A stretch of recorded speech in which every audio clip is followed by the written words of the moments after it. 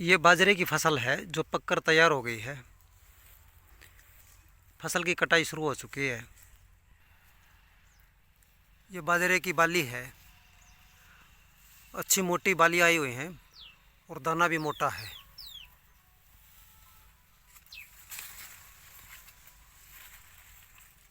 दूसरी तरफ ये बाजरे की कटी हुई फसल है।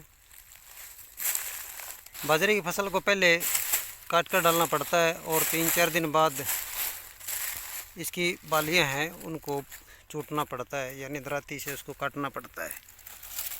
ये बालियां हैं इसकी, और फसल के जो पौधे हैं वो भी अब सूख गए हैं।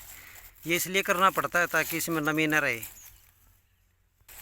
ये कुछ श्रमिक हैं जो फसल की बालियों को चूट रहे हैं। बहुत मेहनत का काम है ये। देखो किस तरह से इन दराती से बालियों को अलग किया जा रहा है।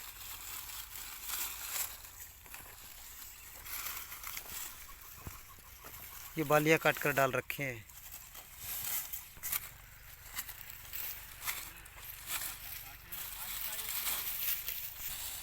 तो बालियों को इन अलग करने के बाद में फिर क्या इसकी थ्रेसिंग की जाएगी इसकी?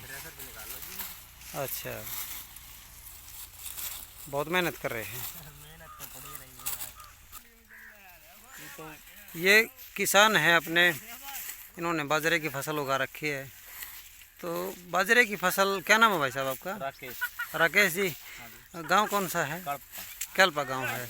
तो बाजरे की फसल की जो बिजाई है कम करते हैं किसान। कम करते हैं, मैं पड़ता नहीं आता, मजदूरी ज़्यादा लग गया है। मजदूरी ज़्यादा लग जाती है। तो इसका भाव बढ़े तो बात बने। नहीं, भाव बढ़ेगा नहीं इसका।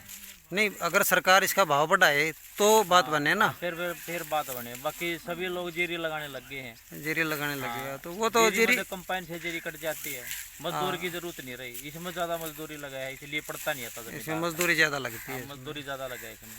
हाँ, तो देखना भी करनी है इसकी, ये कट्टा भी करना है, ये पोली भी बांधनी है। पोली फिर ये सभी लगाने पड़ते हैं, सुखानी पड़ती है। इसका पोली का रेट भी नहीं मिलता जमींदार को। पोली का रेट भी नहीं मिलता। पोली का रेट नहीं, क्योंकि पराड़ का ज्यादा हो गया ना। अब देखो ये जो खिलाने लगे पशुओं को। हाँ, पशुओं को पराली खिलाते हैं दाने की। ज्यादा खिलाने लगे हैं, बाजरे की कोई वैल्यू नहीं रही अब। हाँ, तो देखना अब ये कह रहे हैं कि बाजरे की कोई खास वैल्यू नहीं रही है। हालांकि बाजरा जो है एक बहुत बढ़िया अनाज है और बहुत बढ़िया है। हाँ, खाने के लिए तो बहुत बढ़िया है। सर्दी में तो इसकी रोटी हरी सब्जी के साथ में बहुत बढ़िया लगती हैं। और नवंबर में, दिसंबर में, जनवरी में, फरवरी में 4 महीने चलता है बाजरा। हाँ, 4 महीने। वैसे तो सर्दी में भाई साहब बाजरे की रोटी हो और लस्सी हो और मक्खन हो और फिर हरा साग हो।